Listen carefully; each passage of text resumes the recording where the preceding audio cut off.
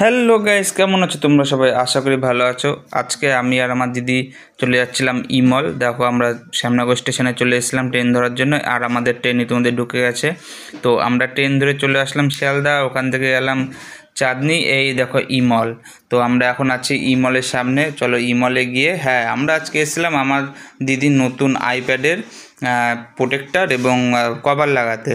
তো আমরা ইমলে চলেছিলাম এই দাদার দোকানে। দাদা এখন আইপ্যাডটা দেখলো, এখন আইপ্যাডের যে গ্লাস প্রোটেক্টরটা আছে সেটা খুঁজছে। তো গ্লাস প্রোটেক্টর পেয়ে গেছি গাইজ। এখন গ্লাস প্রোটেক্টর মাপটা নিয়ে নিচ্ছে দাদা, যে ঠিকঠাক আছে কিনা, সব সেট খাবে কিনা। হ্যাঁ, সব সেট খেয়ে গেছে। এবার দাদা গ্লাস প্রোটেক্টরটাকে বসাবে। চলো আমরা এখন পরিষ্কার করে নিই আইপ্যাডটাকে। গ্লাস প্রোটেক্টর বসানোর জন্য আগে ভালো করে পরিষ্কার করে নেওয়া দরকার, তোমরা সবাই জানো। নাহলে হচ্ছে ভিতরে ধুলোবালি থাকলে ওখানে তোমার হচ্ছে এয়ার বসে যায়।